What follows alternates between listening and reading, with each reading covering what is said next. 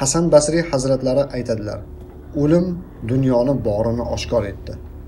Aqli borlar uchun dunyoning quvonchi qolmadi.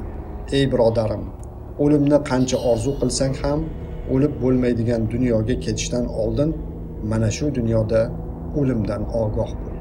Umar ibn Abdulaziz har kecha faqihlarni jamlab o'lim, qiyomat, oxirat qo'rqinchlarini yodga olishar, go'yo oldilarida bir tobut turgandek yig'lashardi.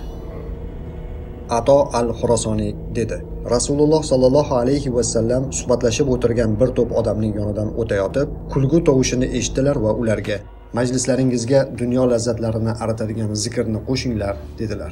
Lazzatlarni nima aritadi deb so'rashdi. O'lim dedilar Rasululloh sallallohu alayhi va sallam. Anas roziyallohu anhu payg'ambarimiz sallallohu alayhi va sallamdan rivoyat qiladilar: o'limni ko'p eslanglar, chunki u gunohlardan poklaydi, dunyodan tiyilishga undaydi. Ibn Abu Dunyo rivoyati. Payg'ambar sollallohu alayhi va sallam: o'lim nasihatlanishga kifoyadir. Tabaroniy va Bayhaqiy rivoyati.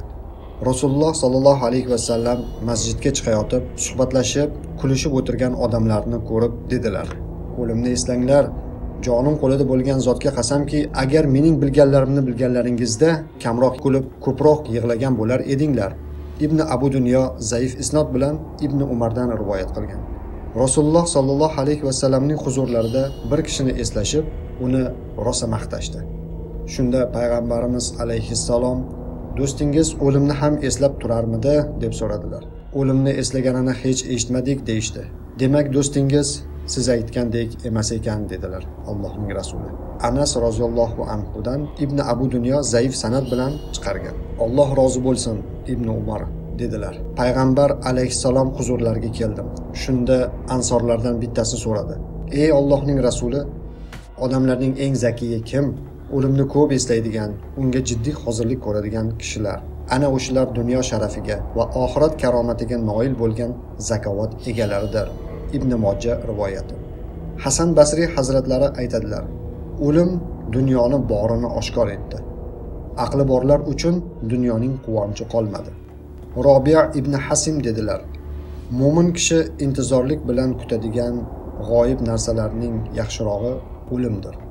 Ahli donishlardan biri birodariga shunday mazmunda maktub yozgan ekan: ey birodarim, o'limni qancha orzu qilsang ham o'lib bo'lmaydigan dunyoga ketishdan oldin mana shu dunyoda o'limdan ogoh bo'l.